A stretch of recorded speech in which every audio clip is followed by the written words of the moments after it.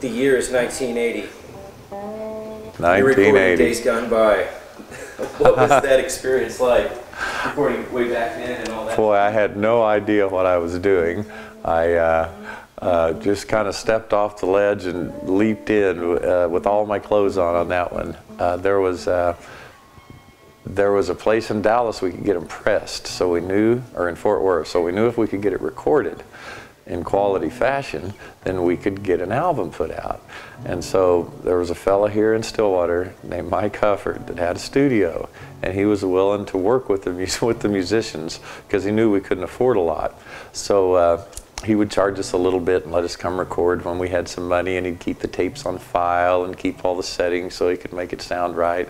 And that enabled us to, over a year's period of time, get all the tracks down and get everybody in we needed to play and get the master done. And then you had to master it off on special tape, so we had to wait another month or so until we got money enough to buy the special tape, the black back, to master it off on and take it to Dallas and get it pressed off. But we really didn't know what we were doing. We were winging it with what we thought needed to happen. And we got some advice from folks in the area, and some of it we took to heart, and some of it we ignored, and the stuff that we ignored we probably should have took to heart. But it worked, and we got the album out, and I still see it out there. So it's amazing how long it's lasted in over years. That's been, what, gosh, that was 1980, so that's rolling up on 35 years ago. So it's probably, you know, held up better than if I would have drawn a picture and tried to put it up somewhere. But the people that I got to play with it, most of them I still see. Most of them are still alive, and it was some really good players, all from the Stillwater and Tulsa area. A lot of them are still around now, so that was some connections that I made. And that was another connection with the whole Jimmy LaFave, Bob Childers, Steve Ripley. Wouldn't met all those people about that time because they were involved in recording projects themselves in this area.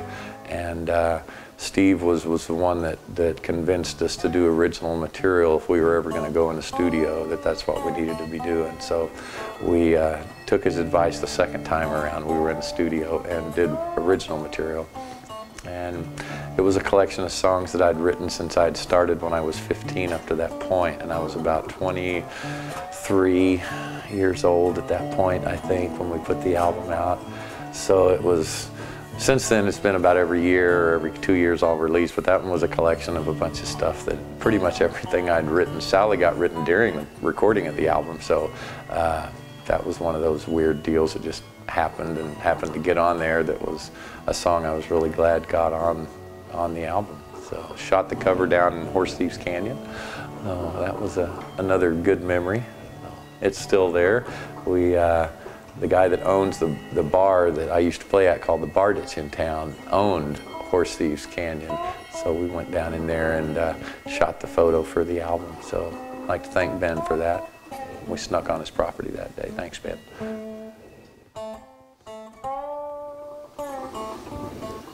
Over the 8 albums that you have out so far, you've had countless guest artists come in. Rattle off a couple of names, what albums they were on, and kind of what you liked about what they brought to the table musically. Okay. I have to start with Kevin Welch, who I was kind of circling with at the time with our band and their band, and then I did a little short, about a 3-gig little band thing with him where we were playing together, and this was before he went to Nashville. And I got him to come and play. I think he had already been to Nashville at the time, and when he was back on one of his trips, I was able to get him to come play on a song called Let It Shine on the Days Gone By album. And I was really glad I did that, really glad I did that. The other, what he brought to the table was just being Kevin Welch. It's a sound that he has, like so many other players. When you hear it, you know it's him. And I was fortunate enough to get him to play lead on a song which he didn't do very much. He doesn't do much anymore. That's not his forte. So I was really, really glad to get that. I also got the original members of the Cimarron Band, which I played with in '74, back together, and we recorded the Estates on that album. And Jim and Randy, the drummer and the guitar player, still live in the Tulsa area. So, and they're still here. Rick, our bass player, Rick Phillips, has passed away a few years back, but he was still alive when we recorded the album, so I was able to get them back, and that was several years after Cimarron had quit playing together. So I was real glad for that. The other player on that album that really stood out was Vic Capetta. I played a pizza place in Norman, and I don't know if he owned the place or just came in that night, but I think he might have owned it. But he brought in a flute or a sax and played with me, and when I recorded the album, I called him and asked him to come down and play, and he brought his flute and his sax down and played on that, and some of the signature memorable sounds on that album are because of Vic and his abilities. The other albums in between were done pretty much solo. If I needed harmony parts or I put other instruments on, I put them on myself and overdubbed it, and I sang all my own harmonies. I had a friend come down from Alaska named Kevin Tubbs that came down and played on a couple of songs on the Journeyman album. And then on this last album, Roadworthy, I was able to get some really talented players from the Seattle area to play on it. The standout player would be a guy named John Hodgkins, who has a blues band up there, sings and plays harmonica and saxophone. And he played on this last album. I wasn't able to get him to do any singing on that album, which I would love to do in the future. But he played saxophone and harmonica on that, and it was really good to get John Hodgkins on that album as well. So that was my first album really where I attempted to put a group together to record the album, was the last one, and we kind of put it together virtually and had tracks sent in from halfway across the country. Used a lot of Dropbox, used a lot of our own servers to bring things in, and my engineer up there, Greg Fugate with Warm Studios, did a really good job of putting it all together for me. So I'm pretty limited on collaboration with other artists on albums until that point. I kind of started off that way, and then I went just strictly solo. I don't know why, it just worked out like that. And then towards the end, I was able to start bringing people back in and expand a little bit and get a little bigger sound. So. You didn't start off playing slide. No. Playing slide came as a result of what some people might consider a career ender. Yeah. Yeah. Tell us about that. It's a very interesting story. I was working on something one day, and I had to turn the screwdriver with my left hand, and I couldn't get my hand to turn and hold the screwdriver. I couldn't rotate the screwdriver in my fingers like I'd always done. And it got worse and worse and worse, and lots of pain coming down through the arm, mainly left arm, and I found out it was a pinched nerve in my neck from working construction all my life, and that was cutting off the blood supply to the nerve that ran down here. And bottom line was, I lost the ability to play guitar with my left hand. Right hand seemed to be working fine.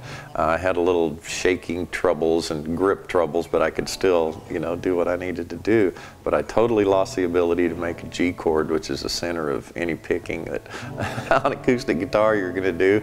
And so my songs got knocked in about half by just losing the G chord and the F, and then it just started fading altogether.